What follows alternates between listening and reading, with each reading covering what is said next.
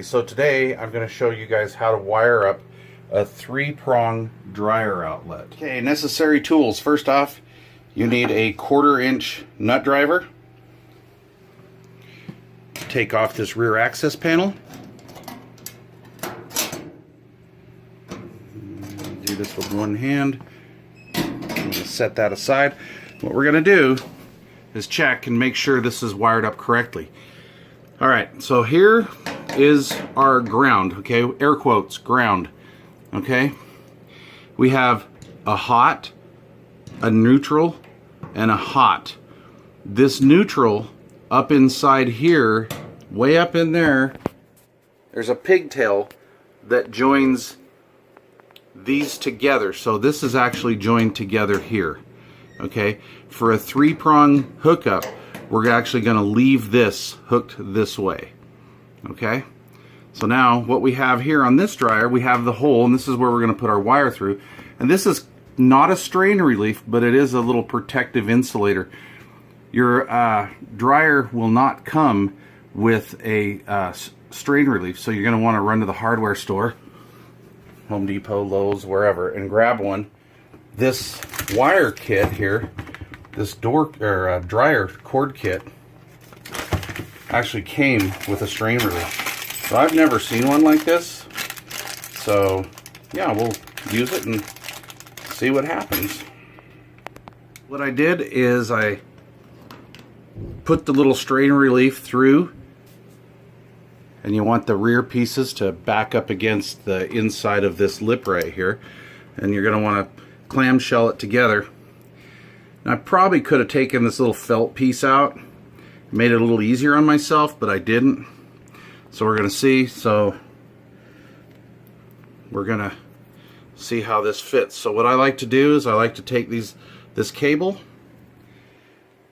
and we want to fashion it so the flat part of the cable is going to mesh up against here. So we don't want it backwards like this, okay? We want it like this, all right? And it's pretty basic. I mean, the cable's set up to hook it up. This is kind of a no-brainer. So the center one is going to be our neutral, hot. I've had people ask me, can the hots be reversed? I don't know why you would want to do that unless you put your cable on backwards. But yes, they can. The main thing is you want to have your neutral in the middle. That has to be. And really, you can't hook this up crisscross, like I say, unless you do it the wrong way. So, watch me flail. I'm going to try to do this with one hand. So I'm going to push that through there.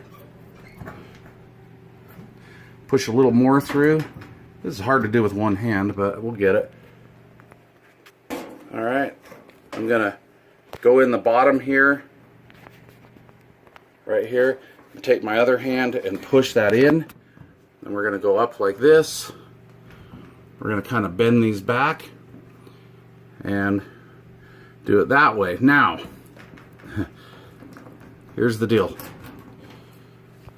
We're going to use a nut driver. I like to use a nut driver versus a screwdriver.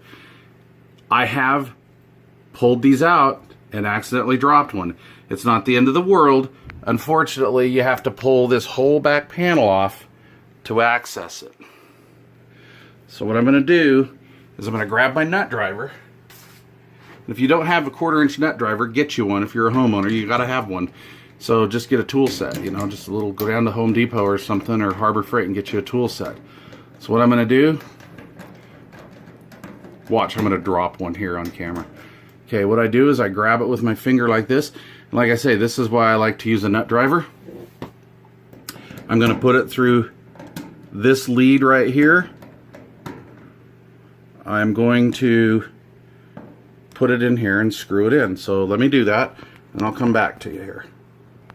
Okay, so I started this because I needed 2 hands to do this. And then what I do is I put this screw in almost all the way, but I don't cinch it up. Okay, I let this move around a little bit. It just makes it easier to manipulate these other wires. So I'm going to do the neutral, and I'll come back.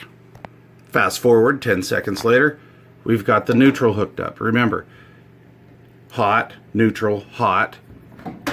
We haven't changed the way this isn't twisted or anything like this, so this keeps it, lets us index this, keep it the same. The deal is when they cut these cables at the factory, it's all one length. So I like to leave these loose so I can kind of move them around as I go for the final cinch up. So here's what I'm going to do. I'm going to take this one off.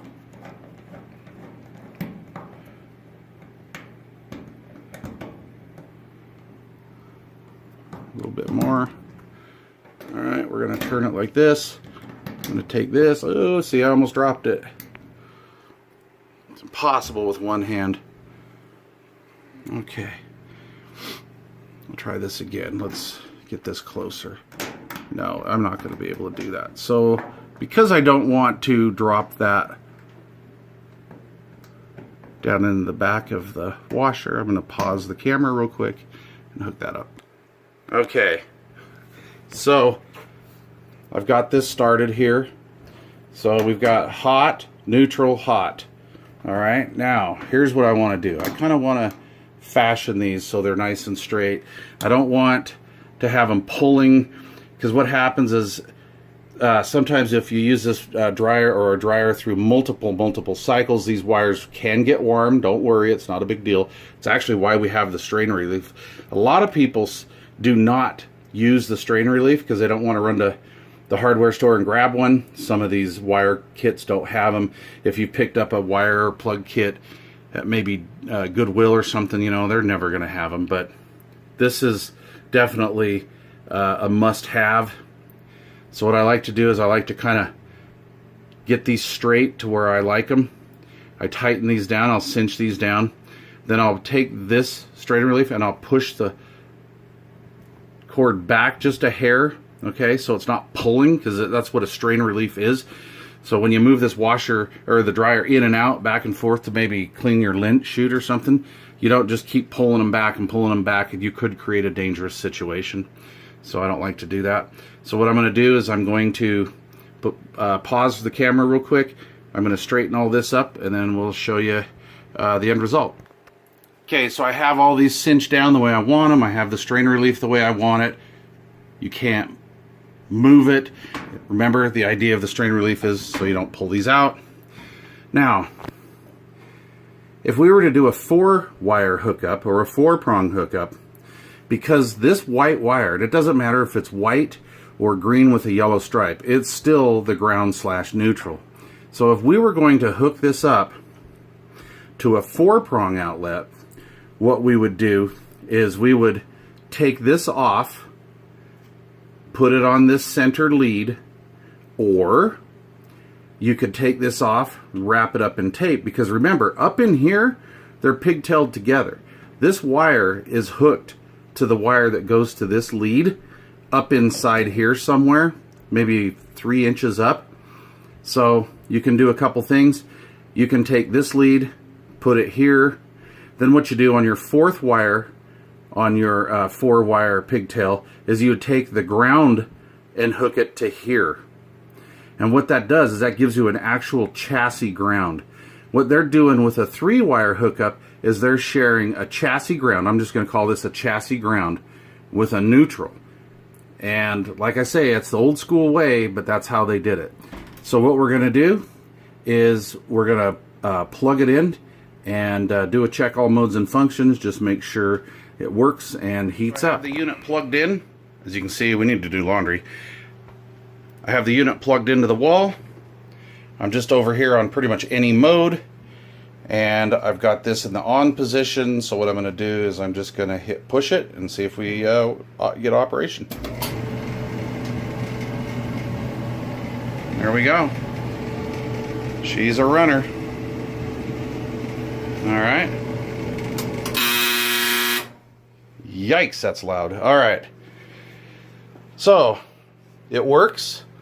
What I'm going to do is I'm going to put the cover plate back on. Before I put the cover plate on, I'm going to unplug it.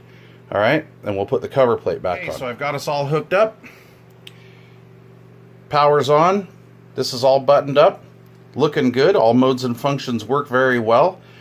But what I do want to show you is why we've gone from a 3-prong to the new, more modern 4 prongs, because I've had people ask me that.